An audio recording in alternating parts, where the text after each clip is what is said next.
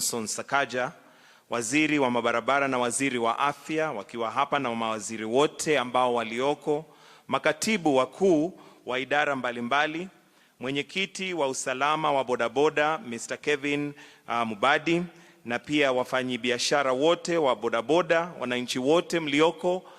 Kwa ruhusa yako Mheshimiwa Rais, tungependa kuanza na wimbo ambao utaimbwa na NHIF Choir, na wimbo huu unaitwa Wanabodaboda tujiandikishe na NHIF. Karibuni.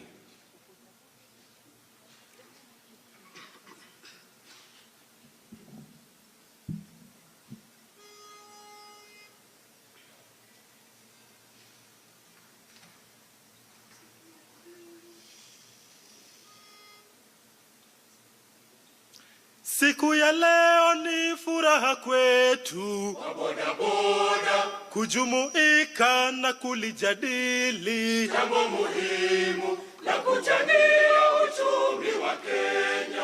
Siku ya leo ni furaha kwetu wabodaboda kujumuika na kulijadili jambo muhimu la kuchangia uchumi wa Kenya. Bima yetu ya NHIF yatuwezesha kuzitatua shida za kiafya. Kenya wote twashuhudia. Bima yetu ya NHIF yatuwezesha kuzitatua shida za kiafya. Kenya wote twashuhudia. Tujiandikishe na bima bora NHIF. Yatuwezesha kujiondolea gharama ya matibabu. Tujiandikishe na bima bora NHIF. Yatuwezesha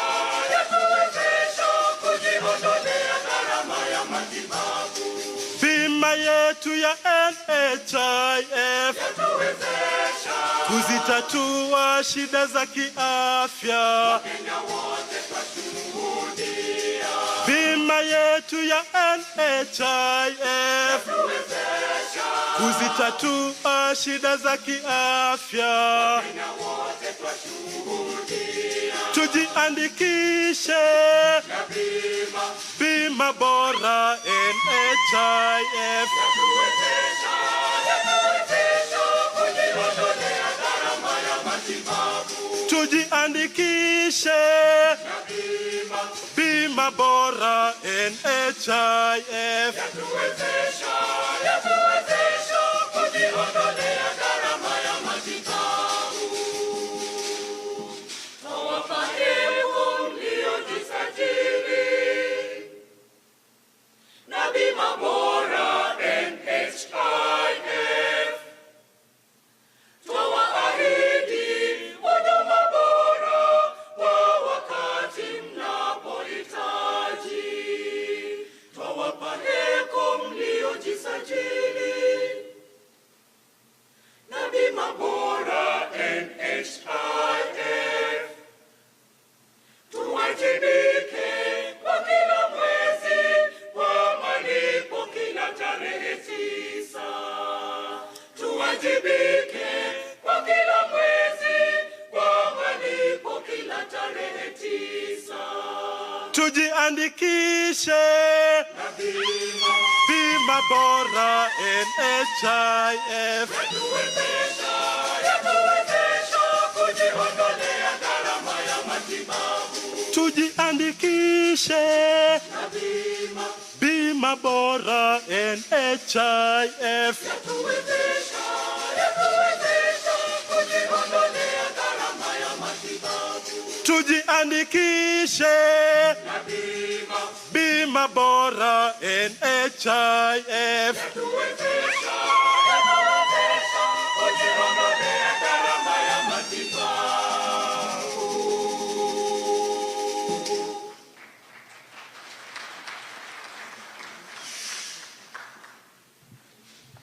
Tuwapigie tena makofi kwa huo wimbo, na tusimalizie tu kwa makofi, lakini pia tujiandikishe na NHIF. Sasa ningependa nimuite kwa ruhusa yako Your Excellency the Executive Chairman, Boda Safety Association of Kenya, Mr. Kevin Mubadi, to make his welcoming remarks. Welcome, sir.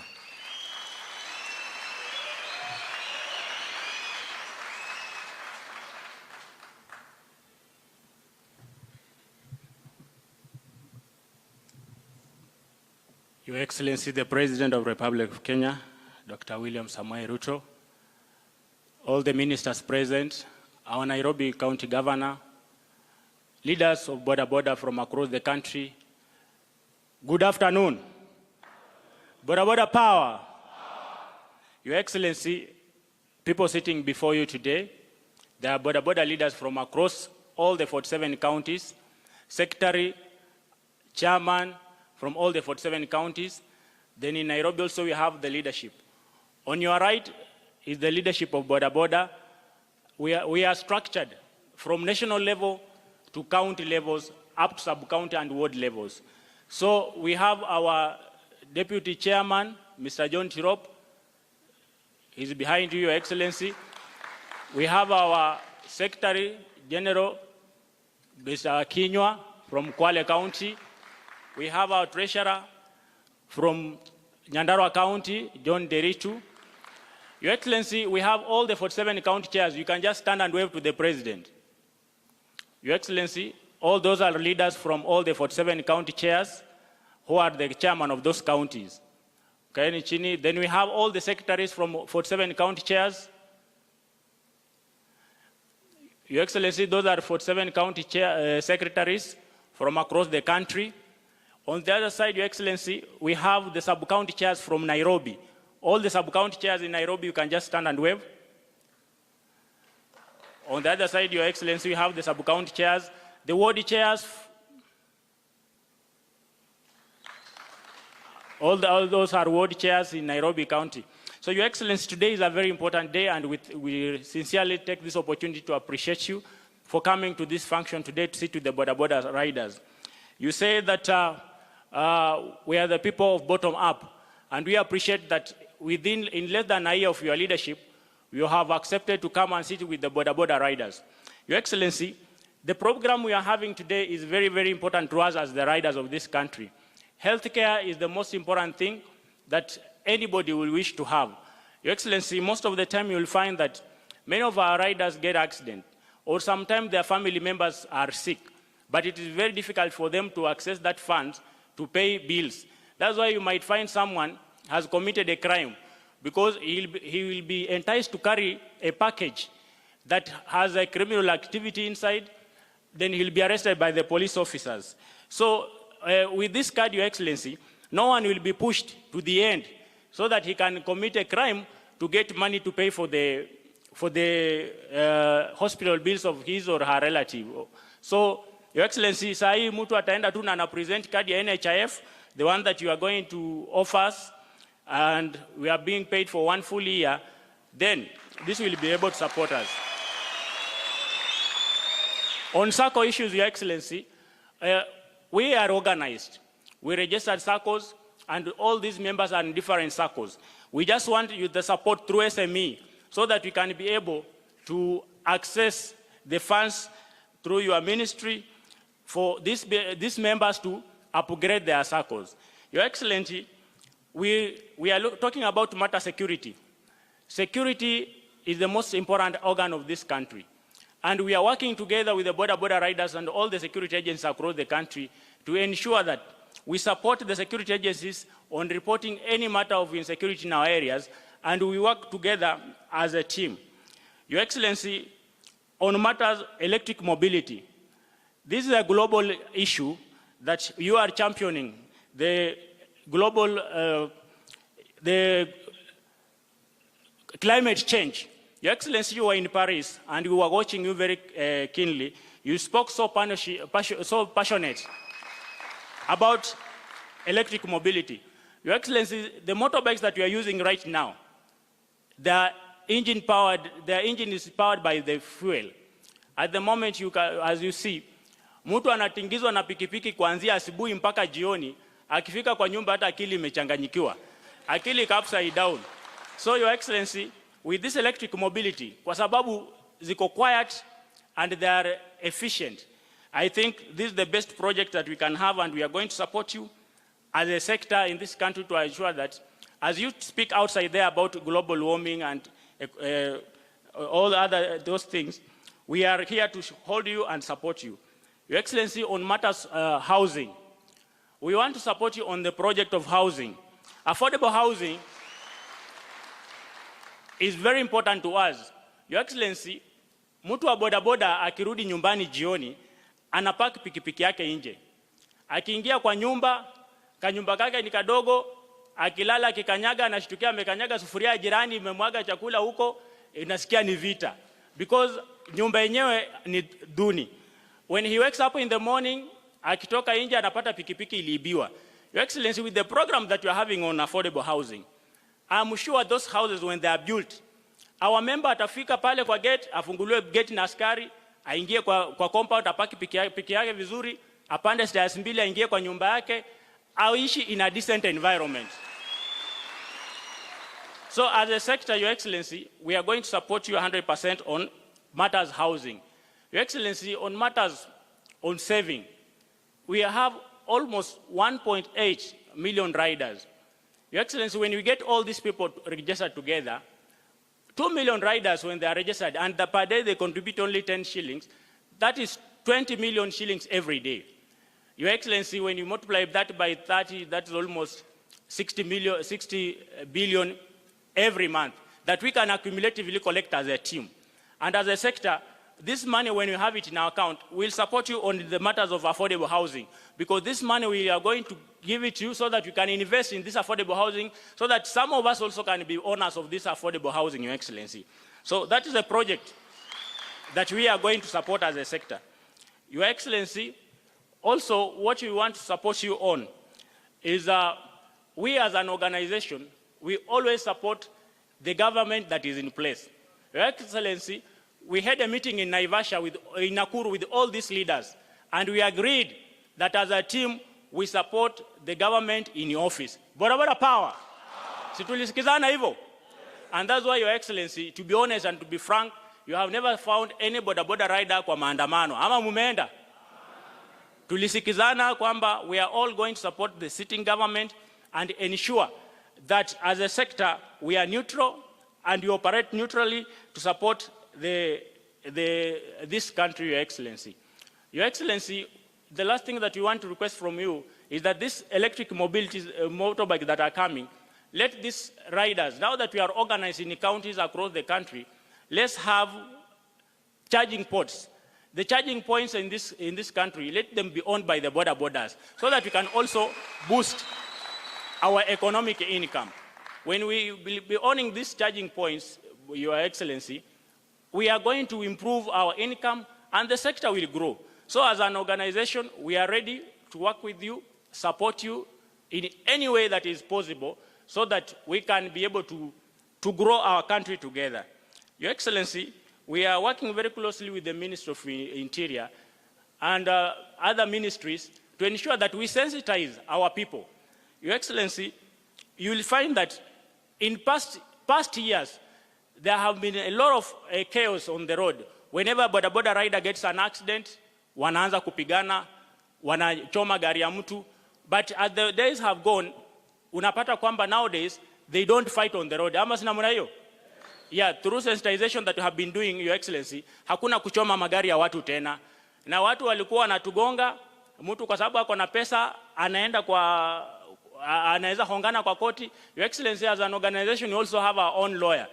We have the lawyer there who is going to represent us at the boda riders. Kama tuko na kesi, turasimama. Madam Nanzala is our lawyer, organization lawyer. Madam simama tu watu wakuode. She's our lawyer. Now, sasa wewe ukitugonga, wewe jua tu tutakutana in corridors of justice. Ile vitu ya kuchoma watu kwa barabara, itaisha. So, Your Excellency, we are very happy to host you today. And as an organization, we pledge our loyalty to the government of Kenya. That's what our loyalty pledge says, that we pledge our loyalty to the President and nation of Kenya. And as a sector, that's what we want to do. And from today, henceforth, we want the public to know that as a sector, we are not involved in politics. We don't want to be part of the politics. What we want to grow is our economic empowerment as the riders of this country. Your Excellency also received greetings from Ademola Olajide. Ademola Olajide is your friend. He was the resident coordinator in this country. And he said, Your Excellency,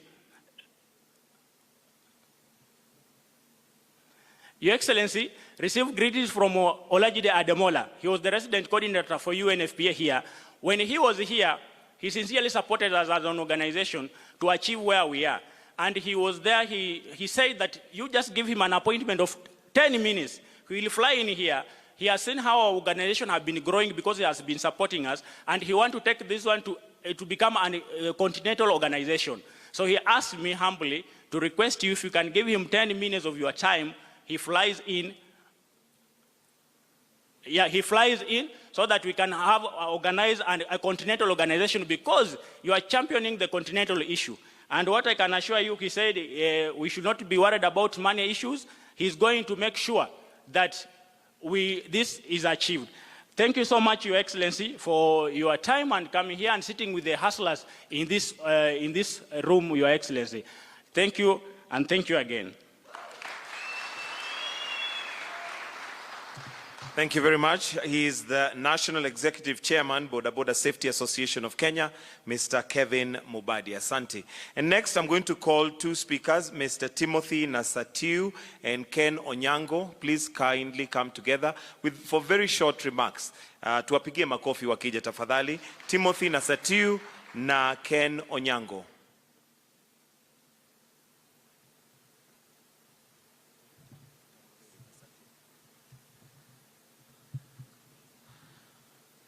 Boda power.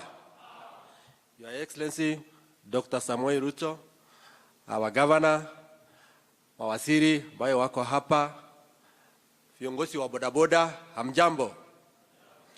Mimi kwa majina naitwa Thomas Lesatin na mimi nimetoka Samburu kule. Tulikuwa na Excellency our president pale Uwamba tukifanya mchango ya Catholic na hii serikali. Mimi naomba our president wale viongozi ambayo walikuwa wamebebwa na ile administration ya Matiang'i ambayo wako hapa leo. Sisi hawa sio viongozi wa bodaboda. I am the national bodaboda chairman for Umbrella Bodaboda Association of Kenya. Wale vijana ambayo wanaongea hapa kwa niaba yetu wanaongea kwa sababu wako na cartels ambayo walikuwa wamekaa mbele yao ambayo wanawasukuma kuleta karibu na wewe. Sisi tulisimama na wewe. Ni sawa.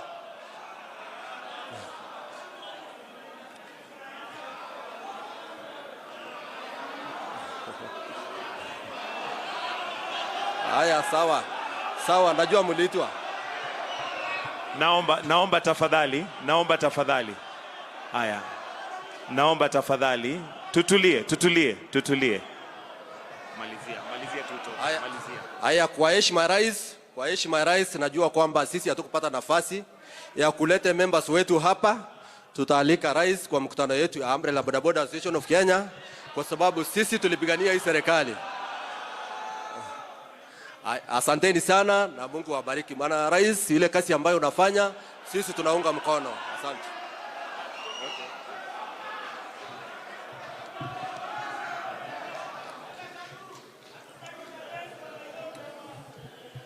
Asante sana. Bodaboda Bodaboda. Comrades power. Bodaboda power.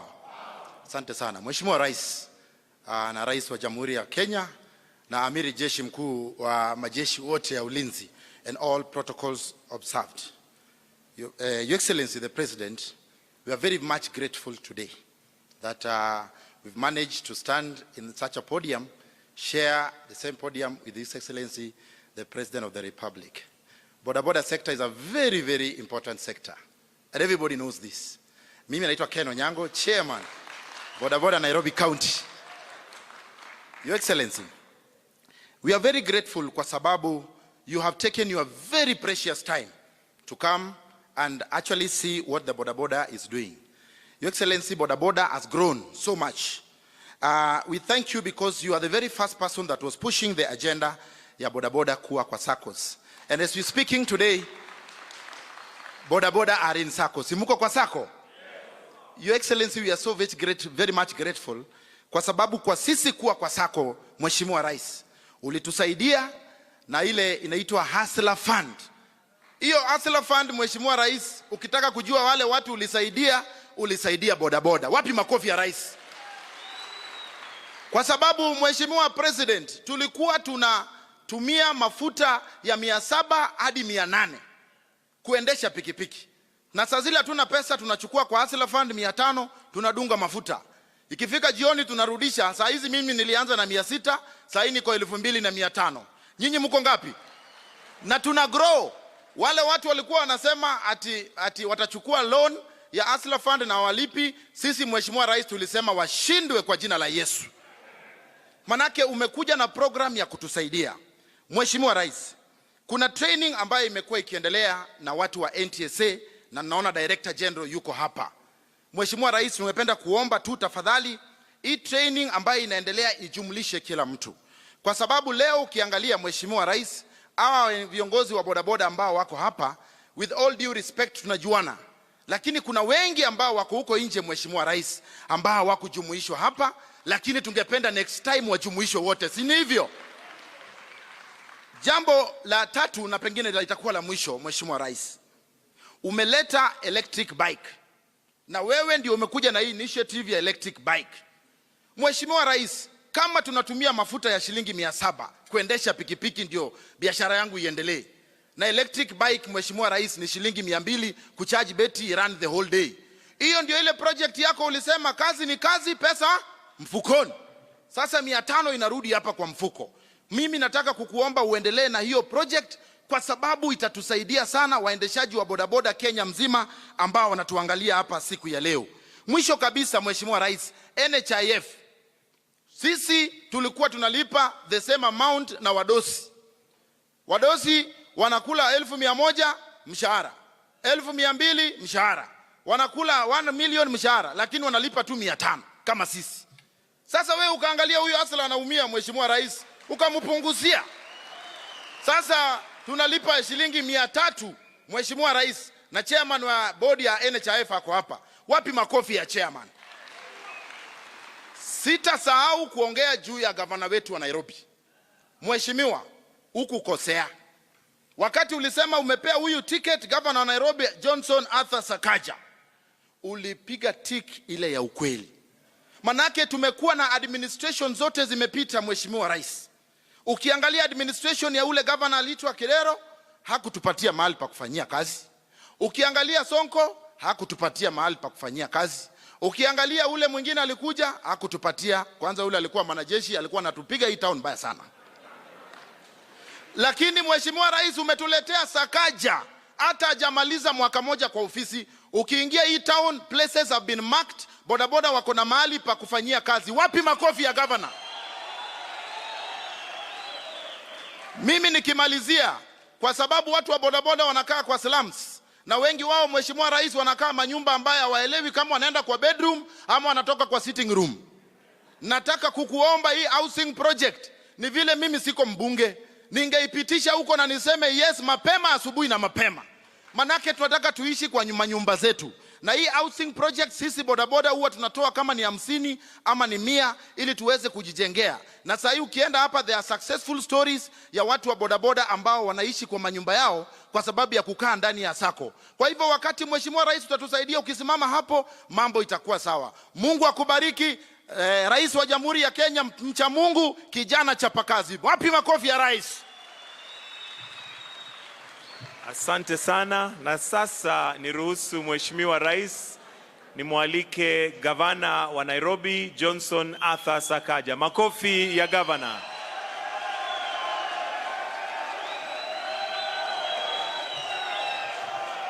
Asante kabisa, asante sana. Thank you. Nafikiri hiyo ni timu ya Nairobi. Asante. Your Excellency President William Ruto, mawaziri, my brother Kipchumba Murkomen na dada yangu mkubwa Susan, waziri wa afya, PSS, NHIF chair, NTSA chair, madere, wanaboda. Bwana asifiwe. God is good. And all the time. Wow. Leo ni siku ya furaha sana, Your Excellency. Tukiwa hapa as Governor of Nairobi, it's my pleasure to host you and to host this team today. And we thank you for joining us and for taking your time to look at this sector. Vile wale wameongea mbele yangu wamesema, boda riders are an essential part of Nairobi's travel arrangements. We cannot do without them in this city. We ask them to buy our medicine, they take us to work, they pick up our children from school, and they get the goods to our customers. And it's not just the services that they offer, but we must remember that this industry generates jobs. Not just jobs in Nairobi, but throughout the country. Kuna mechanic, kuna mtu wa spare part, kuna mtu wa kusafisha. The ripple effect of this industry is really great. So, Your Excellency, the time you're spending here is huge for our economy. Your Excellency, despite the importance, na wewe ni mwanasiasa, mimi ni mwanasiasa, Murkomen, pia unajua hawezi ingia bila hawa watu. Lazima ujue njia ya kuishi nao. But despite that importance and the importance of the riders here today, they have not always been respected. We've seen motorcycles impounded every day. We've seen delays in organizing financing for those willing to train or to buy a bike and to start the business themselves. We've seen delays in organizing them within their circles where they need to regulate themselves and to weed out those who don't follow the rules. And we have not done enough previously to train our riders or to teach them the business skills they need to succeed.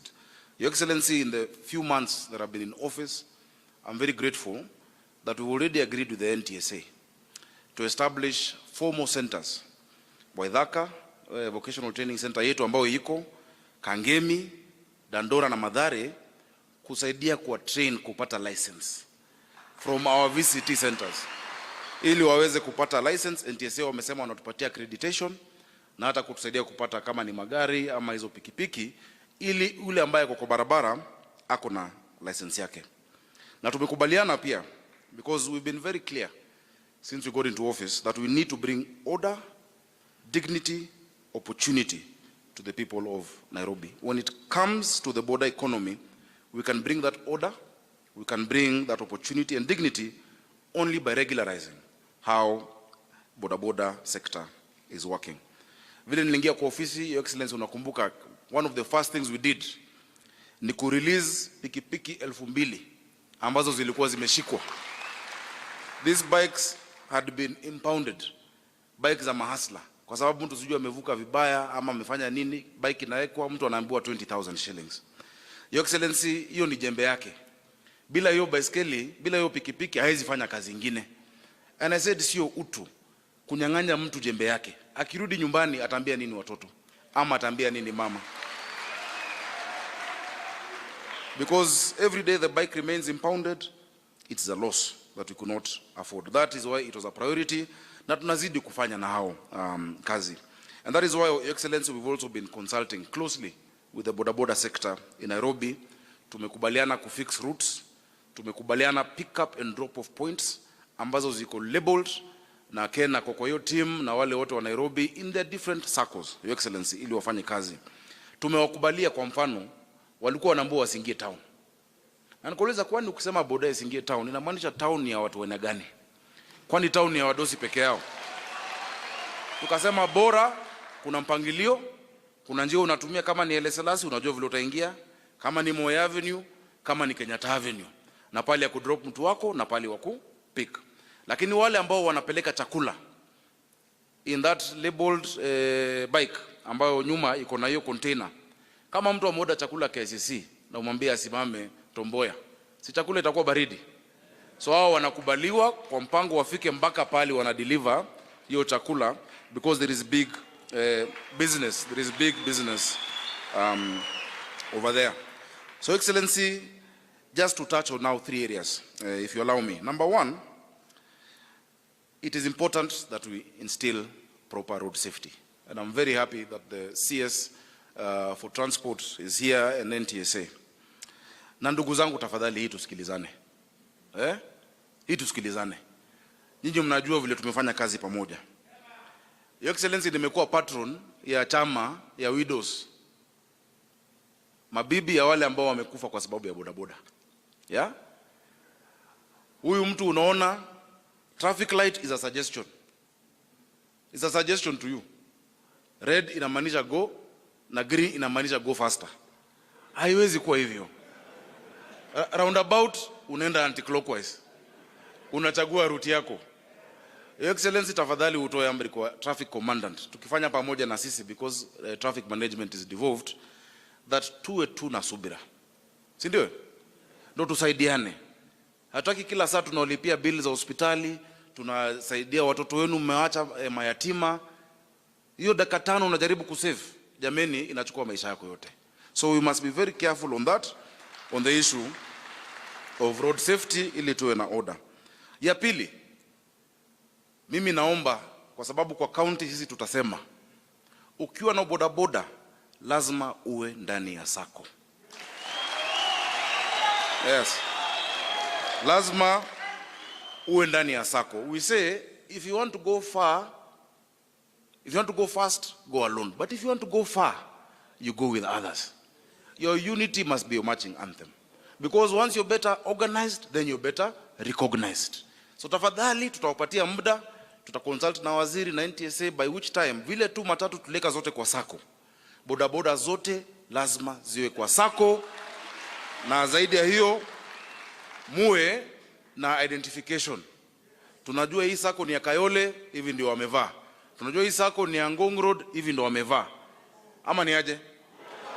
Ili wale watu wawili watatu ambao wanaleta jina mbaya, we can identify them. Yeah? That is the best way for us to operate. Na itatusaidia pia ku negotiate. Your Excellency, tunashukuru wao microfinance ambao wamekuja. Kwa sababu banks hazingepatia hawa watu mkopo ya kununua motorbike. Lakini akina hawa Mogo credit, watu credit, mtu unanunua bike ya 150, by the time umelipa imekuwa ni 300,000. And you have to pay daily. Unapata saa nyingine mtu amengangana amelipa amekuwa mgonjwa wa 1 month, you even pay 200,000 unachotwa. Ile 200,000 umelipa inaenda. Hiyo sio utu. We want to ask for us to regularize that sector. So that even as you give the loan, tuwe na, utu kidogo, humanity. Hiyo interest ni kubwa sana. Na pia muwe na, you can't, mtu hawezi lipa 300,000 ama 100, alafu akose mwezi moja ama 2 umnyang'anye. When we release the impounded bikes, karibu 500 hazikuchukuliwa, kwa sababu mtu anasema hata akichukua ishachotwa. Haina faida. So that on Your Excellency, it is only intervention that will help us. Nikienda kumalizia Your Excellency, hii kitu ya electric ni muhimu sana. Your Excellency, you have taken the lead on climate change. Pia mimi unajua nilichaguliwa na mamea wa Africa na governors kuwa vice chair wa climate cities, nikideputize mayor wa London. Kenya must take the lead on climate action. Hizi emissions vile Kevin amesema mnasikia kizunguzungu, tukitumia hizi electric. Kwa siku moja unapata mtu anapata 2,000, si ndio? Hiyo 2,000 700 imeenda kwa mafuta. On top of 700, 500 ndio unalipa ule mtu. Unabaki na 600 hapo. Tena kuna unga inakungojea. Kuna bibi anakungojea. Na saa nyingine pia unataka kupitia mali kabla ya kufika nyumbani. Now, tukipunguza mahali mzuri kama kanisa, kukesha, kuomba, si ile mahali nyingine mnafikiria. So, Your Excellency, is electric, and I've seen Rome and Boda. We will help you put up the charging infrastructure ya kucharge. Lakini hizo kampuni kujeni mu set up assembly hapa Kenya, so that the actual cost of the bike goes low. Hiyo bike iwe karibu na hii ya kawaida ambayo mnalipa.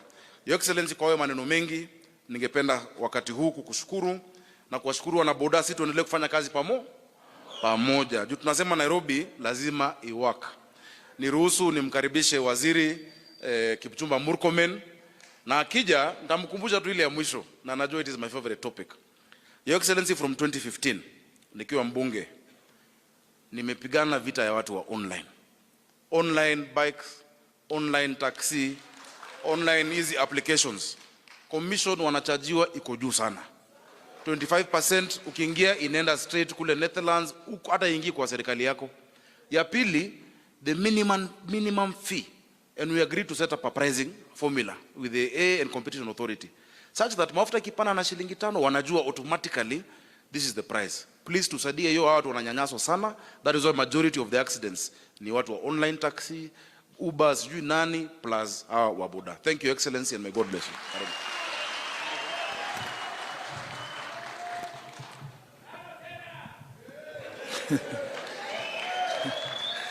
Your Excellency, the President of the Republic of Kenya, Dr. William Samoei Ruto, my colleague, CS Health, Honorable Susan Akumicha, my friend and the Governor of City of Nairobi, Mheshimiwa ndugu yangu Johnson Sakaja, my PS wenye wako hapa, especially PS Transport, PS Roads, PS Public Health, and PS Health.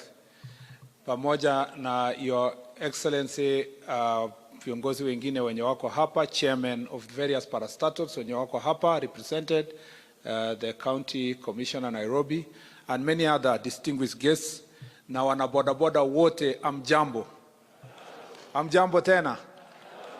Mheshimiwa Rais, kabla sijasema machache na kukukaribisha, ningependa kukaribisha dada yangu ambaye tumeshirikiana pamoja kuhakikisha ya kwamba hii program yenye unasikia tunaendesha siku ya leo iweze ikawezekana kupitia mpango wa bima ya afya, na ningependa sasa kukaribisha Mheshimiwa Susan Akumicha aweze akanena machache, kisha ni kukaribisha Mheshimiwa Rais. Pigieni makofi Waziri Akumicha. When she came to office, Your Excellency, she had a little bit of weight, but I'm told she's telling me where she's the minister, there are some characters she's fighting there. She has already lost weight. Karibu.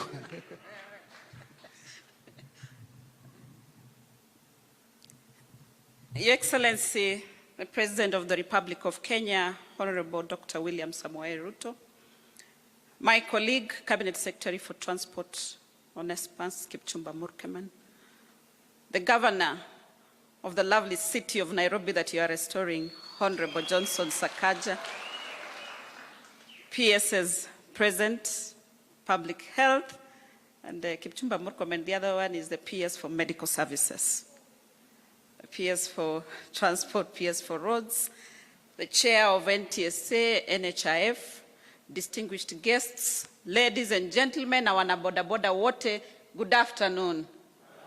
Hamjambo bodaboda. Mko wazima. Asante sana. Your Excellency, I'm very happy to join you this afternoon to speak to the subject that is of my passion, healthcare. Your Excellency, our institution, National Hospital Insurance Fund, to a large extent has done very well in ensuring the cover for the formal sector is in place. However, Your Excellency, this fund has had a challenge with the informal sector. Challenge of identifying them, challenge of knowing what is their source of income or how much it is so that we onboard them. That has been a great challenge for us. But I'm happy that through all government approach to services, we've worked together with the Ministry of Transport, and they have identified this critical group of bodabodas that we are today giving them a cover for the year. Your Excellency, in many cases, many people who have received a cover of NHIF, especially the men, I'm sorry to say, perceive it to be a personal cover. But I want to encourage the bodabodas that this is not personal. Ensure your dependents are listed so that not just you get care, but your family members get care as well. Hii cover ambayo unapata leo, kama wewe ni mwanamume uko na familia, uko na mke na watoto. Mke akitaka kujifungua, hii cover itamsaidia. Watoto wakigonjeka, hii cover itawasaidia. So it is not a personal property peke yako. Tafadhali hakikisha dependents wako wote umeweka kwa hii cover. Your Excellency, the other beauty of this cover, that besides the normal outpatient and inpatient, it has three things that for me are critical. One is health promotion, that these border borders will be given knowledge and guided on how to live positively on matters nutrition and matters safety to do with health. The other thing in this cover, Your Excellency, that is very important is mental health and behavioral change. And lastly, Your Excellency, this cover covers them for emergency evacuation, which is very important. Your Excellency, actually, it bothers me that in most of our facilities, especially the referral hospitals, you go to Kenyatta here, you go to Moi, level 5 and level hospitals, you will find a dedicated hospital for border riders. We are working together under your instructions as you have directed, Your Excellency, that we promote health and we also prevent diseases.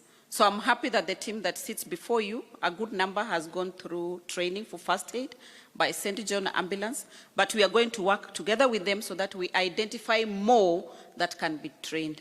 And as you have guided moving forward, Your Excellency, we are going to ensure that we use a criteria to identify all borders so that we onboard them on NHIF. On those very few remarks, thank you. I'd like to invite back my brother to continue with the program. Asanteni sana. Mheshimiwa Rais, yangu itakuwa machache sana. Kwanza, kama Wizara ya Uchukuzi na Barabara, tunaamini ya kwamba usalama barabarani na safety ya watu wetu ni kitu ya maana zaidi. Mara nyingi taifa letu limechukulia sana kwa msaha mambo ya ajali barabarani. Na unajua Mheshimiwa Rais, pengine kama vile wewe mwenyewe uko na statistics tayari, tunapoteza watu wengi zaidi kwa mambo ya barabara kuliko wale ambao magonjwa tofauti inawamaliza. Na kwa hivyo mambo ya safety ni kitu ya muhimu zaidi. Na tukisema kwamba ni safety, kwanza tunajua, and I know you have the statistics, Your Excellency, wale wanapoteza maisha yao zaidi ya wote ni wale ambao wanafanya kazi kwa mambo ya boda. Hawa ndio wako na shida kubwa zaidi. Na ukiona miaka yao na wale wanabeba kwa maisha yao, hii ni shida ambayo lazima tupambane nayo. Na mimi nasema nashukuru Wizara ya Afya kwa sababu imetupatia njia kupitia hii bima, ili wale ambao watapata bima hii kwanza watapitia ile tunasema training, wakuwe trained vizuri, na pia wao wakuwe lazima wamesajiliwa na NTSA, na pia wawe na leseni ya kuendesha biashara ambayo wanaendesha. Mheshimiwa Rais, tuna jukumu sisi kama boda riders kuhakikisha ya kwamba tunalinda maisha yetu kwanza, kwa sababu ajali zote zinaofanyika, wengi ambao wanakufa ni wale ni boda riders. Ni wengi ambao wanakufa, wanapoteza familia zao. Lakini pia tuko na sababu na kazi ya kuchunga wale ambao ni pedestrians, ambao wanagongwa na motorcycle, na pia kuchunga wale ambao tunawabeba. Mheshimiwa Rais, nimesema hii mara nyingi. Wananchi, sisi wananchi ambao tunabebwa na boda, si kwamba hatuna uwezo ama hatuna jukumu. Wewe ukiona mwenye anakubeba ni kama yeye anaenda vibaya, anaendesha vibaya ama amelewa, wewe uko na jukumu ya kumwambia hapana, sitaki kuendelea na hii boda, ninaweza kushuka nibebwe na mwingine ambao anafanya vizuri, kwa sababu si boda wote ambao hawafuati sheria. Kuna wale wachache ambao wanaharibia jina hii sekta ya boda. Na sisi kama wizara, jukumu letu ni kuleta order katika hii sekta ya boda. Ya pili, Your Excellency, umesikia kwamba tuko na 117,000 boda riders ambao wanafaidika kupitia hii bima. Ni kweli kwamba watu wameniuliza maswali mengi. Hata ukienda kwa mtandao saa hizi ama uende kwa simu yangu, kuna wengine wananitumia message kusema kwa nini sisi hatuko kwa KICC. Kwa sababu ni njia gani tulifikia wale ambao wako hapa? Mlipitia njia gani? Wengine pia wanasema pengine kwa sababu siku hiyo hao walichaguliwa, pengine ilikuwa kisiasa ama kinjia nyingine. Mheshimiwa Rais, mimi nataka kukupatia hakikisho. Sisi tutahakikisha kwamba kila mmoja ameshughulikiwa. Tuweze tukahakikisha kwamba sauti ya kila mmoja imesikika. Niliona ule ndugu yangu anaitwa Saita na Satin. Alipoongea hapa alipigiwa kelele kidogo. Pengine angekuja na timu yake wangempigia yeye makofi. Kwa sababu kwa kila sekta, wacha nisikie. Kwa kila sekta mimi najua kama waziri ninaongoza watu wenye wako na tofauti groups tofauti. Mimi nitahakikisha wote wameletwa ndani, tuwashikishe pamoja. Hii bodaboda sekta ikuwe timu moja ambaye hakuna mtu atasema niko chama hii ama iko group hii. Mheshimiwa Rais, wewe ulinichagua, nimeshakuwa sasa waziri. Siko siasa tena. Sijali mtu akiwa Azimio ama ako kwa Kenya Kwanza.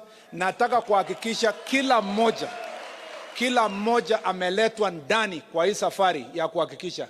Na ili kuweza kufikia hapo, Mheshimiwa Rais, kama vile ulishatushauri hapo kando, hapo awali, tunataka kuhakikisha kwamba kila bodaboda rider akue kwa sako fulani. Tutafikiana na county governments ya kwamba itakuwa ni watu wangapi kwa kila sako, minimum ya watu wangapi, na tutahakikisha hawa wote wanakuwa registered kwa county zao. Hii uwezo ya transport ya last mile ya bodaboda ni ya county government. Kazi yetu kwa national level ni kuwasaidia kwa safety na kwa standards, ili kuhakikisha wote tunasonga pamoja. Ni nia yetu ya kwamba through NTSA, na nimewaambia hivyo, through NTSA hii numbers yenye watu tunapoteza kila mwaka imepungua, kadri ya kwamba katika miaka 5 ijao hatutakuwa na nambari ambazo inapita watu 100 wanapoteza kwa njia ya bodaboda. Mheshimiwa Rais, nchi zingine ukienda kusoma gazeti, watu 3 wakikufa kwa barabara kwa nchi ya Amerika inawekwa gazeti, hata gazeti ya dunia. Lakini nchi yetu hapa watu 5,000 wanakufa, ni kawaida tu. Mwaka kesho tunasoma 6,000, mwaka hiyo nyingine 9,000. We need to change this culture, tuhakikishe tunachunga maisha ya kila mmoja. Your Excellency, nikimalizia ninataka kusema ya kwamba Mheshimiwa Gavana ameongea vizuri. We need to distinguish motorcycle riders who are working for companies and delivering goods on behalf of companies and where they go, na wale wanabeba wananchi. Na kila mmoja wao apewe ile area yake ya cooperate na njia yenye atafanya kazi, so that tuendeleze hii biashara ya bodaboda, kwa sababu inatusaidia sisi wote. Ya mwisho, electric motorcycles, Your Excellency. Unajua siku ile uliongea kwa Embu, mtandao iliwaka. Wakasema sasa huyu rais amekuja na hekaya ya Bunwasi. Itawezekanaje tukue na motorcycle ya stima? Wewe Mheshimiwa Rais, wa Kenya wengi hawajui kwamba tayari tuko na motorcycles karibu 1,000 ambayo ni ya stima yenye inafanya kazi tayari. Na tunajua tayari hata wewe uliona yale 2 ambayo uliona leo yenye iko hapo katika hii room ni electric. Na faida yake ni kubwa sana, kwa sababu motorcycle rider ataweza kupunguza ile, kama angetumia 7,000 kwa siku, atakuja sasa kutumia tu 2,000. 200. Kama angetumia 700 kwa siku atatumia 200. Your Excellency, this is the future. This is the revolution. It helps us to save, but also, Your Excellency, it helps us to save fuel. We will no longer need money, ili dollars yenye tunatuma nje, lakini pia inatusaidia zaidi, Your Excellency, kuhakikisha tume save the environment. So there are 3 ways we save. We save money to the pockets, pesa mfukoni ambayo ulitupromise kwa campaign. Tuna save environment yetu kuhakikisha pollution imeenda chini, Your Excellency. Alafu mwishowe tunaweza pia kusave kwa dollars ambayo tungetumia kununua mafuta kutoka nje, kwa sababu ile stima tunatumia ni stima yetu, na stima yetu kwa dunia mzima inajulikana, nchi yetu is being powered by clean energy 92%. Let us take advantage of this resource to make a difference. And I believe, Your Excellency, when we bring as our ministry, most of my colleagues have signed the CAB memo on e-mobility. In the next 2 weeks or so, we will make sure that it comes to the cabinet. Through your office, Your Excellency, you will guide us. Ile incentives tutapatia hawa, ile taxes tutaondoa, kuhakikisha kwamba tuko na electric motorcycles. Wewe mwenyewe kama champion ya clean energy, Your Excellency, we want to say we will support you in this program. You made us so proud in Paris, Your Excellency. Uliongea kama wewe na ukasimama kama wewe, na tunaamini ya kwamba you will deliver for this motorcyclist and you will make a difference in our country. Tunakusupport na tunasema asante sana. Kwa hivyo mimi nimefikia mwisho wa ujumbe wangu. Kwa sasa poleni kwa Kiswahili changu ambayo iko hivi, lakini nitajihakikisha kwamba by the time inafika mwaka 2-3 hivi tutakuwa tunaongea Kiswahili sanifu. Kwa sasa ningependa tusimame sote tumkaribishe Mheshimiwa Rais aweze akahutubia kikao hii. Karibu Mheshimiwa Rais.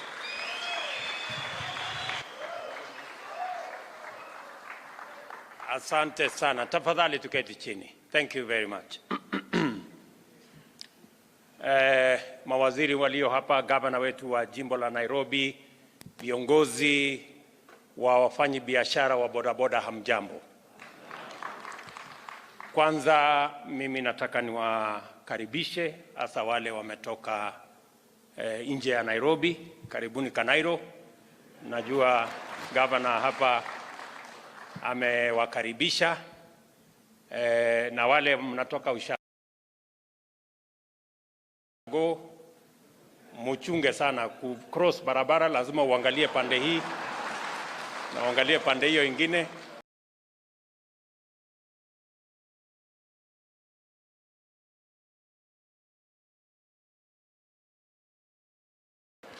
Hatutaki tupate ajali. Kwanza mimi nataka niwashukuru sana kwa sababu mimi na watu wa bodaboda tumetoka mbali. Katika ushirikiano nilio nao, na nilielewa pale mbeleni ya kwamba kazi ya bodaboda ni biashara kama biashara zile zingine zote. Na nimetembea sehemu nyingi ya Kenya. Nimekuwa Western Kenya, nimekuwa Coast, nimekuwa Central, nimekuwa hii Nairobi, nimekuwa Bonde la Ufa, nimekuwa mpaka Nyanza nikifanya harambee ya wanabodaboda. Mimi nimefanya harambee kama 200 za watu wa bodaboda. Na nimetumia pesa zangu karibu kwa miaka 8, 9, 10 imepita, karibu shilingi milioni 250 katika sekta ya bodaboda kuwafanyia harambee. Nasema hivyo kwa sababu nataka muelewe umuhimu wa sekta hii ya bodaboda. Nakumbuka wakati mmoja tukiwa Kisumu kwa mkutano fulani, kulikuwa na msukumo mkubwa sana, ikisemekana watu wa bodaboda ni wakora, watu wa bodaboda ni wezi, watu wa bodaboda hii na ile, lazima tufanye hii na ile. Nikasimama pale Kisumu, na mnakumbuka hiyo mkutano, nikasema watu wa bodaboda ni wafanyabiashara kama wafanyabiashara wengine. Na kama kuna wahalifu washughulikiwe kama vile wahalifu wengine wote wanashughulikiwa. Si ndio? Kwa sababu kulikuwa na msukumo ya watu kusema, kwa sababu kuna watu wa bodaboda wachache wahalifu, nachukua mali ya mtu, wanaingia kwa bodaboda, wanakimbia, wanafanya hii. watu wengi wakasema hii sekta iko na wakora, na nikakataza, nikasema this sector is as good as any other business. Ndio, hata nikauliza wakati mmoja, kwa sababu siku hiyo kulikuwa na mkasa ama kashfa kubwa sana ya watu ya KEMSA walioiba pesa ya COVID. Sasa nikawauliza siku hiyo, kwani wale watu wameiba pesa ya COVID walikuwa ni watu ya bodaboda? Si walikuwa ni wakora tu kwa ministry ya health walikuwa huko? So nataka kwanza tukubaliane ya kwamba bodaboda ni biashara kama biashara zingine katika Kenya.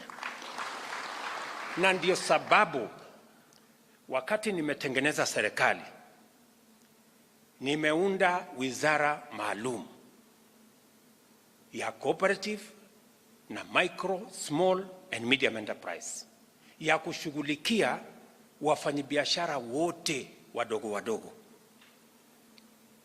Na ndio sababu kazi yangu ya kwanza, mpango yetu ya kwanza ni ile Hustler Fund, kwa sababu nilijua kuna mtu anahitaji saa zingine shilingi 200 ama 500 aweze kuunganisha biashara yake, watoto wapate chakula, lakini hiyo 500 saa zingine kupatikana inakuwa ni balaa. Na nikasema kupatikana hiyo 500 sio lazima ujue mtu yeyote, sio lazima uwe rafiki ya mtu yeyote, sio, hakuna kamati ya kwenda kufanya mkutano na mjadala wa kuuliza maswali, wewe jina yako ni nani, wewe ni wa chama gani, wewe ni wa community gani, wewe unatoka wapi? Hapana. Nikasema kamati ya kupata Hustler Fund ni wewe na simu yako. Hiyo ndio committee. Ndio committee, unamalizia hapo, unapiga maneno kwa simu yako, ujipange hapo, unapata pesa, unaendesha biashara yako. Na nikasema wananchi walikuwa wanalipa kwa fuliza shilingi 1% per day, ambaye ni 360% per year. Mwishe chini mpaka 8% per year. Kama unataka kuhesabu per day, ile riba unalipa ni 0.002%. Kutoka 1% mpaka 0.2 huko ikisonga. Tunaelewana?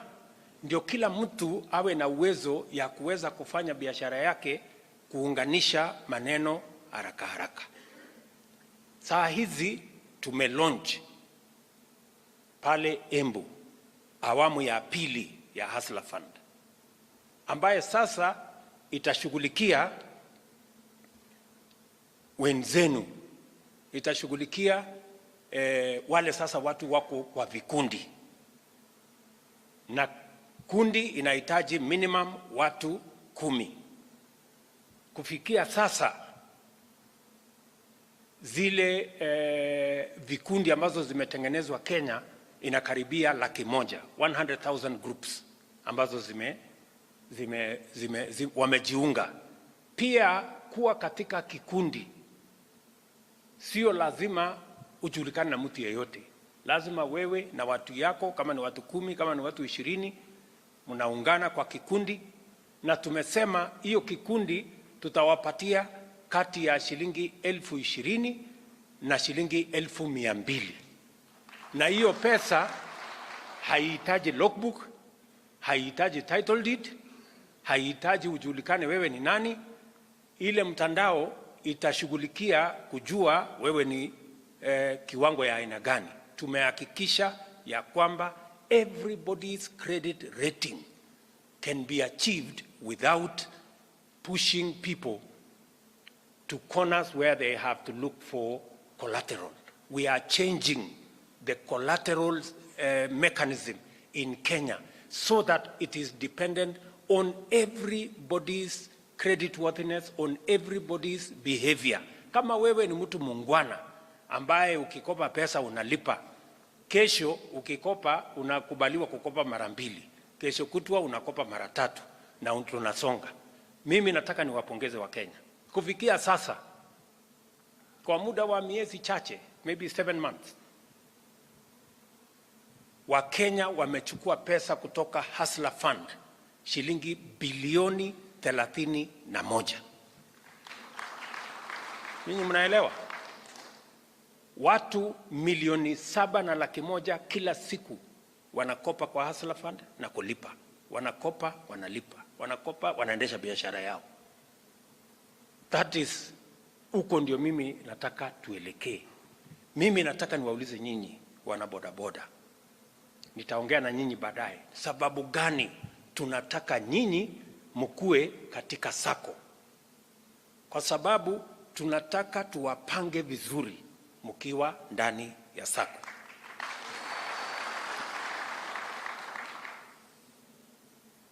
Na mimi nataka niwaeleze hivi. Siasa mimi naelewa. Na hata nyinyi mnajua mimi naelewa. Mnajua mimi naelewa siasa. Si ndio? Hapo niko na ufundi kiasi. Mimi nataka niwaambie mambo ya bodaboda, mimi sitaki siasa ndani yake. Bodaboda ni biashara. Tunaelewana? Bodaboda ni nini? Biashara. Kama wewe ni mtu ya chama hii ama chama ile, pelekana na chama yako mahali ingine. Hapa mimi nataka tukubaliane na nyinyi, tutapanga biashara. Wale watu wengine walinitangulia walikuwa wanajaribu kutumia bodaboda kupanga siasa. Na nyinyi mnajua. Kwani hamjui? Si mnajua? Hiyo biashara mimi sitaki. Mimi nitajipanga na siasa kando na bodaboda. Tunaelewana? Siasa yangu mimi najua kujipanga na mambo mengine. Na mimi sitaki tulete siasa ndani ya biashara ya watu wengine. Tunaelewana? Mimi nataka niwaulize, kama mtu anaendesha bank, akiingiza siasa huko ndani, bank itasimama? Kama wewe ni mtu ya kuuza maziwa ama unauza waru ama unauza fertilizer, ukiweka siasa ndani, hiyo biashara itaendelea? So my friends, mimi nataka mnisikize vizuri. Maneno ya siasa tusiweke kwa hii biashara. Kila mtu, sisi ni nchi ya demokrasia. Kila mtu apeleke siasa yake mahali anajua. Tukikutana vile tumekutana, tunaongea biashara. Finish. Sijui kama tumeelewana hapo. Tuko pamoja? Na ndio nilisema wakati tulianzisha Hustler Fund, nikasema hakutakuwa na komiti ati ya kukutana mahali fulani, ati ndio wa approve nani atapata, nani hatapata, ati ndio mtu aende keti pale akuangalia aseme wewe ulinipigia kura, wewe huku nipigia kura, wewe ni wa community yangu, wewe ni wa community hii, wewe hapana. Sijui kama tunaelewana my friends. Tuko pamoja? Na ndio leo Hustler Fund imechukuliwa na Wakenya from every corner of the Republic of Kenya, bila ya kujali nani alipiga kura wapi. Hiyo ndio Kenya, kwa sababu serikali mimi naendesha ni serikali ya Wakenya wote. Sijui kama tunaelewana.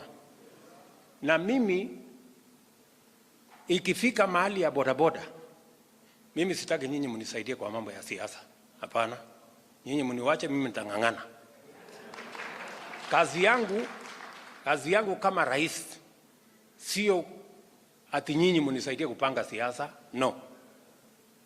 Mimi kazi yangu ni kuhakikisha nyinyi mnapata nafasi ya kufanya biashara, watoto wenu wasome, mujiendeshe, kwa sababu that is the commitment that I have to the people of Kenya as president.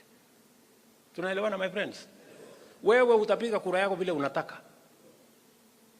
Tunaelewana?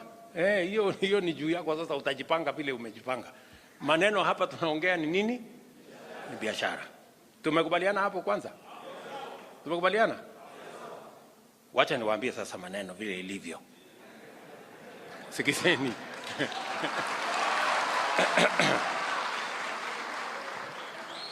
Maneno vile ilivyo. Vile nimesema kuna mambo mazuri sana yanaendelea. Na mimi nataka niwapongeze. Kenya tuko na watu 1.8 million, 1.8 million people wanafanya biashara ya bodaboda kwa njia moja ama nyingine. Hawa ni watu wengi sana katika taifa letu la Kenya. Na pongezi hawa watu ambao wamejisimamia, wamejiamini. Mtu ameenda akanunua, akaweka pesa yake, akanunua bodaboda, anaendesha biashara yake. Mimi nataka niseme heko, pongezi, hongera, tutasimama na nyinyi. Na ndio sababu tulisema hatutaki wafanyabiashara wakiwemo wa bodaboda wadhulumiwe. Pale nyuma tulikuwa watu wa bodaboda walikuwa wanahangaishwa. Wanahangaishwa na kanjo, wanahangaishwa na askari, wanahangaishwa na wale, na tumesema hiyo lazima ikome. These are business people. We want to organize them so that they can do their business. Statistics inatuonyesha ya kwamba bilioni 350 kila mwaka iko katika sekta ya bodaboda. Almost 1 billion shillings every day is contributed by the bodaboda sector in our economy. Karibu ni kama pesa yote sisi tunatoa kama serikali kwa counties. That is what the bodaboda sector contribute, and that is big. Tunaelewana? Na hiyo ni kazi mzuri. Mimi nataka niwahakikishie tutawashirikisha, tutawashikanisha na opportunity ndio tuweze kwenda mbele pamoja. Lakini kuna mahali mimi nataka turekebishe. Ajali ambayo inapatikana kwa Kenya, watu wanaopatikana kwa ajali zote Kenya ni watu 20,858. 20,858 people are involved in accidents in the Republic of Kenya every year, especially last year. Wacha niseme last year. Yeah? That is the report we have. The report for last year, 20,853 people were involved in accidents. Kati ya hawa watu 20,020, watu 4,515 walikufa. 4,515 people died because of accidents last year. Nyinyi mnanielewa? Wale wengine watu 16,000 walipata ajali, wengine wamekuwa wamepata permanent disability, wengine wamepona, wengine wako na majeraha, wengine wako na matatizo, wengine hawawezi kufanya kazi yao, hawawezi kujisimamia kwa sababu ya ajali. Kwa watu 4,515 ambao wamekufa, wale watu wamegongwa na bodaboda ni watu 1,620. Wamegongwa na bodaboda, wamekufa. Watu 1,209 madreva wa bodaboda wenyewe, wacha sasa wale watu wa kutembea. Watu 1,000 watu wa bodaboda riders 1,209 wamekufa. Wale watu wa kubebwa na bodaboda watu 420 wamekufa. Wale watu wa kuendesha sasa magari yale mengine watu 408 wamekufa. Na passengers ya yale magari wengine watu 800 wamekufa. Meaning watu wa bodaboda wale watu wamegongwa, wale watu riders wenyewe na wale wa kubebwa. Watu zaidi ya 2,300 wamekufa kwa sababu aidha kuwa driver ya bodaboda ama kuwa passenger barabarani amegongwa na bodaboda ama mtu wa kubebwa na bodaboda. Hapo ndio mimi nataka na nyinyi tushirikiane ili tupunguze maafa ambayo yanatokana barabarani na maafa yanayotokana na biashara ya bodaboda. Tunakubaliana hapo? Mimi nataka niulize nyinyi, watu 2,300 kukufa wakiwemo bodaboda riders, wakiwemo wananchi wa kutembea barabarani ambao walikuwa na shughuli zao, na wale ambao tumewabeba kama watu ya bodaboda, watu 2,300. Si hapo ni maneno ambayo lazima tufikirie na lazima tushughulikie. So mimi nataka tukubaliane na nyinyi, and that is why niliuliza tufanye hii mkutano, kwa sababu mimi nataka nyinyi na wale wengine wote ambao wako katika hii sekta, nataka tukubaliane vile tutafanya hii biashara muhimu ya bodaboda, tuondoe maafa, tuondoe na tupunguze ajali, na tupange hii biashara ikae ni biashara ambayo itasaidia hawa watu 1,800,000 ambao wako katika hii biashara. Tumekubaliana? So mimi nataka tukubaliane hivi. Ya kwanza, mimi nataka tukufaliane ya kwamba kwa sababu ajali inatokana mara nyingi ni kwa sababu wale wanaendesha bodaboda hawana leseni na hawajasomeshwa. They have no training and they have no license. Si ni kweli hapo? Tatizo kubwa ni kwamba watu wanaendesha pikipiki ya bodaboda hawajafanyiwa training na hawana leseni. Ndio tunapata ajali nyingi. So mimi nataka tukubaliane na nyinyi. Tumeongea na watu wa NYS. Nitaongea na wabunge. Mimi nitaongea na Council of Governors ya kwamba tuwe na training. Saa hizi tumeambiwa ya kwamba training ni shilingi 8,000 na leseni ni shilingi 3,000. Is that correct, watu wa NTSA? The license is how much? Shilingi 3,000 na 50. 3,000 na 50. 30-50. 30-50 ndio leseni. So mimi nataka tukubaliane na nyinyi, kwa sababu tunataka tusaidiane kwa hii biashara. Tunaelewana jameni?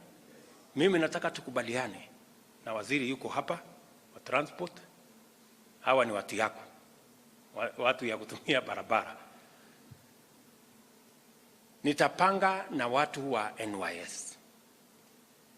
Nitapanga na counties. Nitaongea na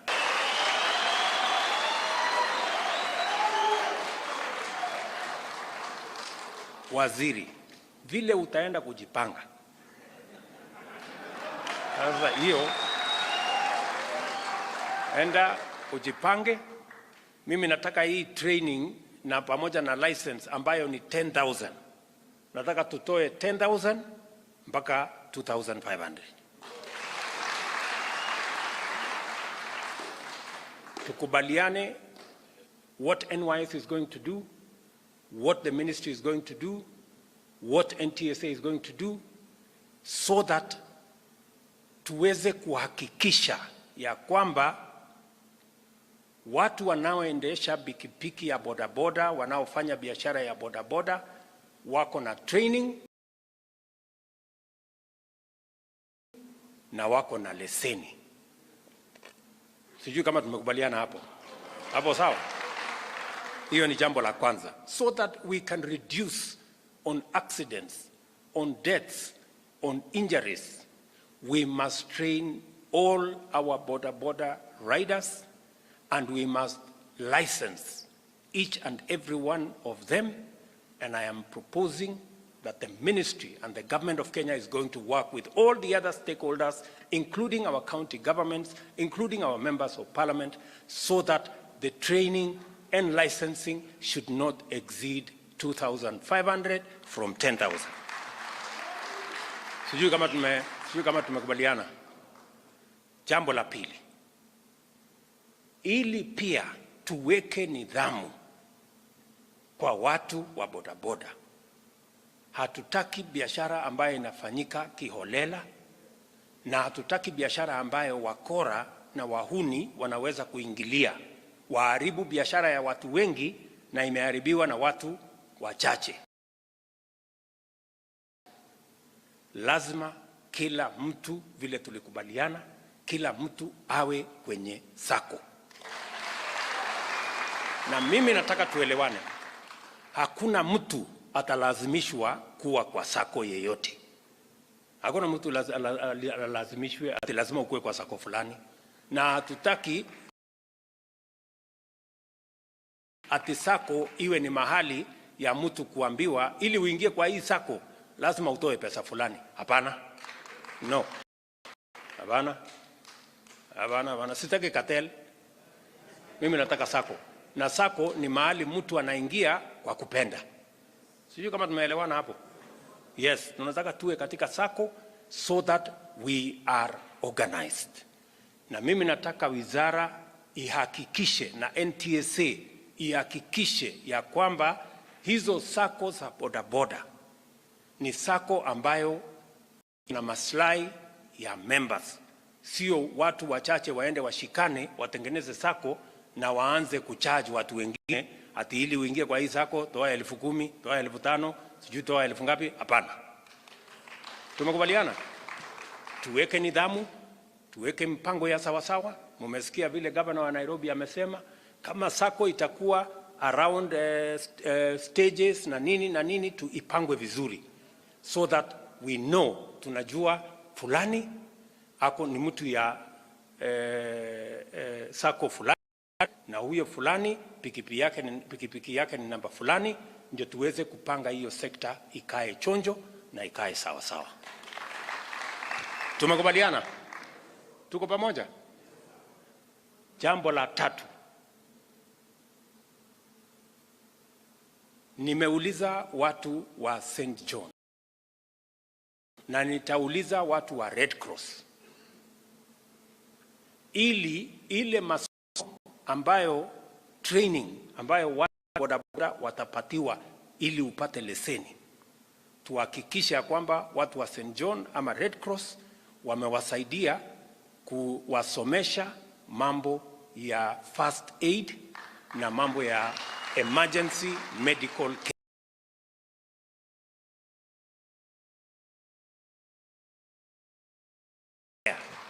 Ili kila mtu wa bodaboda akitoka pale amesomeshwa vile ya kuendesha pikipiki na vile vile amesomeshwa ikitokea ajali ni nini atafanya, ndio tuweze kuokoa maisha ya wananchi. Watu ya St. John they are here, si ndio? Bwana mkubwa na chairman Bwana Ndungu. So tafadhali let us move in that direction under the coordination of the Ministry of Transport. We want, as a way of ensuring that the border sector is has elements of discipline, we want to ensure that they are organized in proper circles. And number two, apart from training on the to get the riders the correct training, we must also ensure that the riders have been trained on first aid and emergency medical care, because they are, in most cases, the first respondents or the first victims of the various accidents that take place in the country. Hapo tumekubaliana? Nataka pia tukubaliane ya kwamba kama mtu wa bodaboda amefanyiwa training amepata leseni, amefanyiwa training ya St. John ama Red Cross ya first aid na emergency medical care. Tumekubaliana ya kwamba we are going to identify 100,000 or thereabout. How many, Waziri Nakhumicha?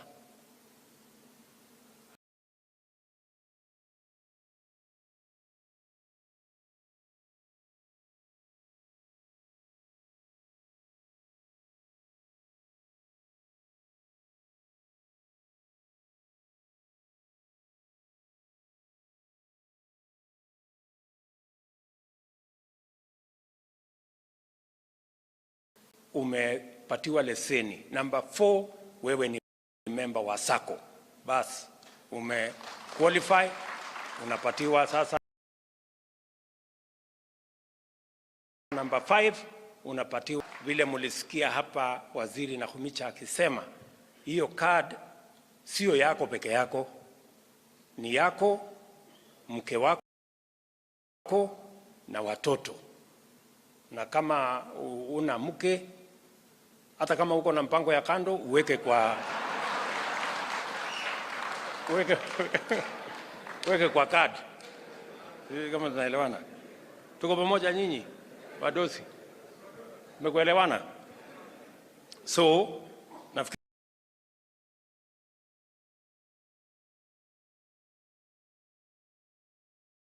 tumekubaliana. Mimi nataka niwaeleze, nafikiri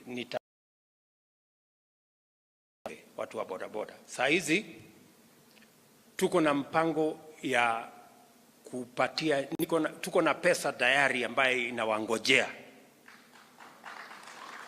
Ni nyinyi mjipange, muache kuzubaa, mjipange. Pesa pale, tumeweka pesa kwa Hustler Fund number 2, any group ya watu 10 kwenda mbele. Mnaweza kujipanga hapo. Kuna vile system inaweza kuambia how to do it. Nitauliza wizara ya cooperative, nitauliza wizara ambayo inasimamia micro and small enterprise. Vikundi mpate pesa.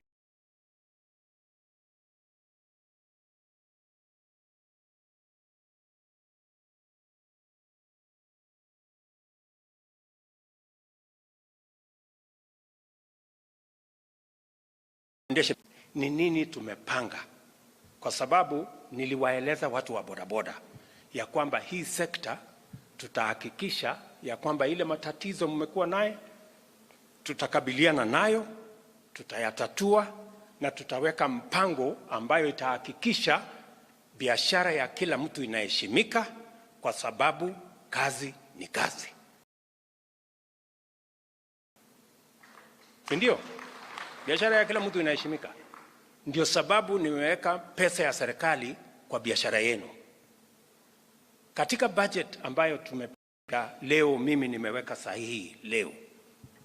Na nimetafuta hiyo section ya bodaboda kwa hiyo finance bill. Ndio mjue, kwanza nyinyi ndio wa kwanza kwenda kuwaambia wabunge, wangepitisha mapema. Sijui kama tunaelewana. Kwa sababu kuna mambo manne ambaye nimeweka kwa finance bill. Unajua, wakati nilisema kule Embu ya kwamba tutakuwa na pikipiki bodaboda ambayo inatumia stima,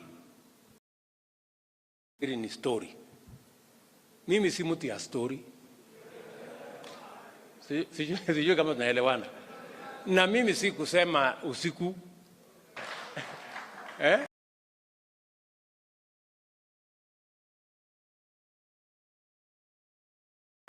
Na mnajua pia hakuna mmekuwa wazimu. Nyinyi mnanielewa? So wale wanafikiria ya kwamba mambo ya pikipiki ambayo itatumia stima ni hadithi, watakuja kujua hawajui na hivi karibuni. Sijui kama tunaelewana. Katika budget hii ambayo tumepitisha, nimehakikisha kwamba kuna mambo manne ya muhimu ya watu wa bodaboda. Kwanza, nimesema import duty kwa ile completely knock down kit, ile bodaboda ambayo inakuja kutengenezwa, ile inakuja kama parts, tunakuja kuassemble hapa. Kumekuwa na import duty ya 35%. Hiyo import duty tumeteremusha mpaka 10% kulingana na ile ya East Africa mzima,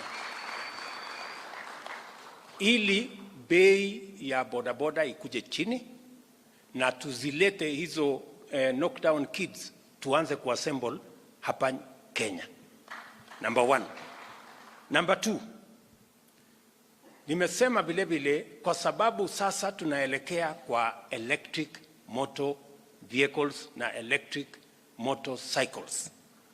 VAT. Tumesema ile VAT ambayo ilikuwa ingelipiwa kwa mambo ya charging stations na maneno ya swapping stations, mahali unaenda kubadilisha battery na kucharge battery. Tumesema tunatoa mambo ya VAT. Hakuna ushuru, watu watalipa pale kwa hiyo station. Jambo la 3, zile battery ambazo tutatumia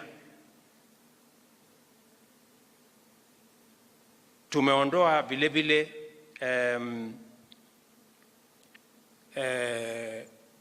VAT kwa stations zote zile ambazo mmesema. We are also eliminating VAT on all infrastructure around charging stations ambazo sasa we are going to roll out. Tuhakikisha kwamba kuna mahali ambapo wewe unaenda kucharge battery, saa ile unangojea mgeni, saa ile unangojea mteja, nini yako iko kwa charger na unapiga mbinja ukingojea, saa ile unangojea. Sijui kama tunaelewana.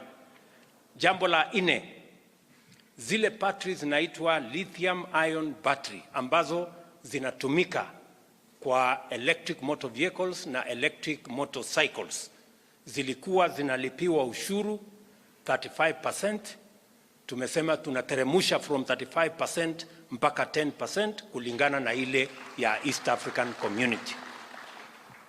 Nyinyi mnanielewa? Alafu kufikia tarehe 1 Septemba, vile nilitangaza kule Embu, tutakuwa tumeagiza na zitakuwa zimefika hapa bodaboda 10,000 ya kwanza, ambaye ni bodaboda ambaye itakuwa inatumia stima. First 10,000 will be here. 100,000 will be in Kenya by December. Na hiyo barabara ndio tutakuwa tunaelekea. Tutakuwa tunabadilishana.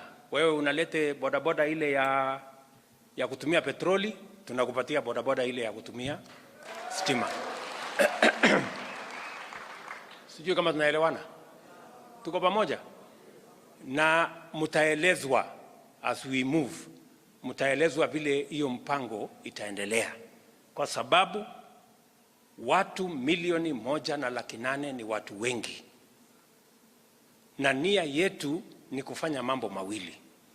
Ya kwanza ni kupunguza ile petroli tunaagiza ambayo tunatumia kwa kuendesha magari yetu na bodaboda zetu. Nataka mjue tunatumia bilioni 60 kila mwezi kuagiza mafuta ambayo tunatumia. We want to reduce the amount of money we are using, the amount of foreign exchange actually we are using to import petroleum products by making sure that we transition from fossil fuel powered motor vehicles and motorcycles to electric motor vehicles and motorcycles. Tunaelewana? So tunataka kulinda foreign exchange ya taifa letu la Kenya as a first priority. Number 2, tunataka vile vile biashara ya bodaboda iwe ni biashara iko na pesa. kwa sababu ile bodaboda mnatumia sahihi ya petroli na ile ya electric, tofauti kwa ile gharama unatumia kwa siku ni 68%. Kumaanisha kama ulikuwa unatumia shilingi 100, sasa utatumia shilingi 40. So utabakia na shilingi 60 uweke kwa mfuko uendeshe biashara yako. Sijui kama tunaelewana. Jambo la pili, hii electric motorcycle haina plugs, haina ile mahali ya kwenda kubadilisha sijui oil nini ya kuzungusha hapo. So kila mwezi utasave almost 30% ya ile pesa ungeenda kufanyia service. Sasa hakuna service, kazi yako ni kucharge na kuendelea mbele. Na mmesikia jamaa mwingine hapa amesema hata hii haina kelele mingi, so utakuwa na haina pollution, so kazi yote inaweza kuendelea pamoja. Sijui kama tumeelewana. That is our plan. Jambo lingine, kwa sababu nataka niwaeleze vizuri, jambo lingine, tunafanya mpango saa hizi kama serikali kuhakikisha ya kwamba pale kwa charging station saa hizi ni malipo ya stima ni kati ya shilingi 15 na 20. Saa zingine hata inaenda mpaka 25. Lakini tumesema pale kwa charging station tutapunguza gharama ya stima. Ile gharama itakuwa juu zaidi ni shilingi 8. From 20 shillings tutateremsha bei ya stima pale kwa charging station ya pikipiki zenu mpaka $5, which is about 8 shillings. Kwa sababu tunataka kuhakikisha ya kwamba number 1, watu wengi wana transition kwenda kwa pikipiki. Number 2, inaendeshwa in a manner that is going to make sure that it is cheaper to operate, and so that we can have cheaper transport that is environmentally friendly. Nyinyi mmenielewa? Mumeshikanisha hii maneno? Tuko pamoja? So hiyo ndio mpango ambayo tuko nayo pamoja na nyinyi. Nafikiri mumenielewa vizuri. Kwa sababu siasa kidogo kidogo hiyo tumemalizana na siasa. Si siasa tumemaliza? Ama nyinyi bado mko na siasa ya kufanya nini? Si tumemaliza siasa? Wakupata si walipata, wakukosa si watangoja. Ama so tungoje huko mbele, tutaamukiana tena tuwekane mwereka, tujue nani atapata. For now sasa ile kazi iko ni vile tutapanga Kenya iweze kwenda mbele.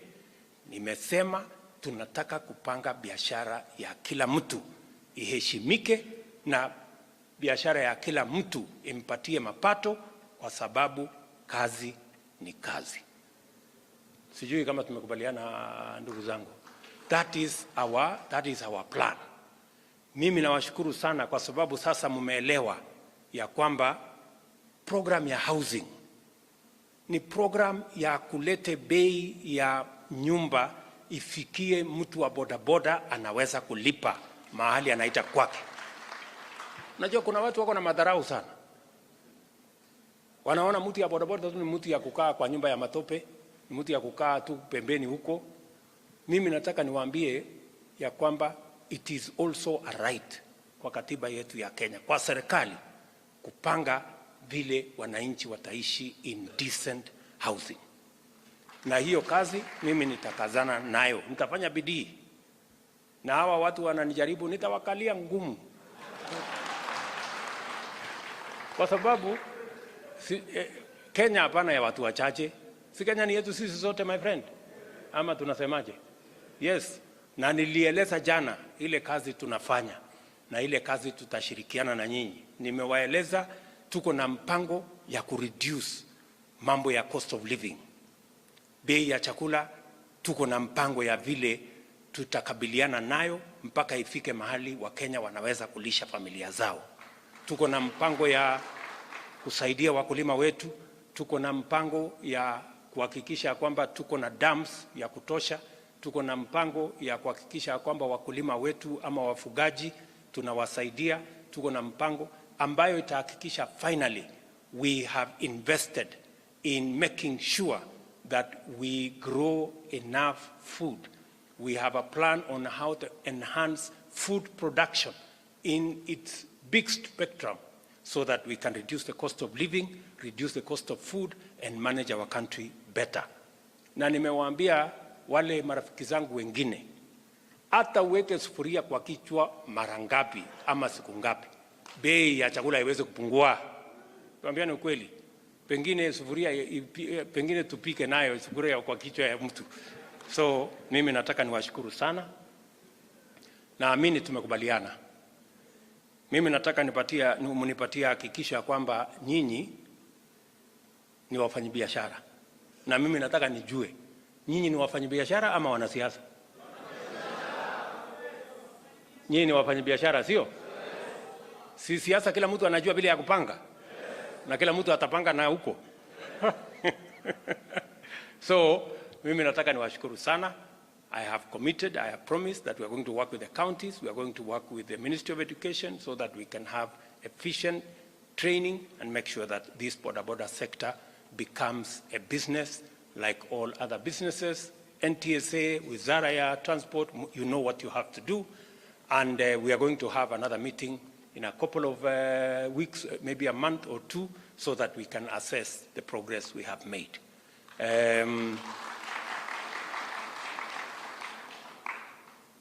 Maneno ya kupigiana makelele muache. Mimi mnanielewa? Mimi sitaki unakuja kupigia nani kelele hapa? Sisi tumekuja kila mtu ako na biashara. Yes, tuachane na mambo ya makelele, tuachane na mambo ya mirengo, sijui huyu ni wako na hii, sijui huyu ni wapande hii. Mimi siko hapo. Mimi nataka, I want us to sort out this sector so that people can earn a living, people can run their businesses and enterprises, and we can see how we can take this forward.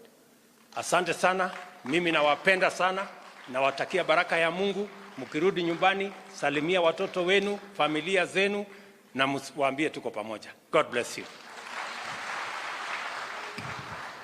Thank you, Your Excellency. With your permission, we would now like to have you launch Boda Care. If we can kindly just launch Boda Care. We have a, where is the remote? There's a remote which is right there, Your Excellency. And the PSs too can just be there to help His Excellency as we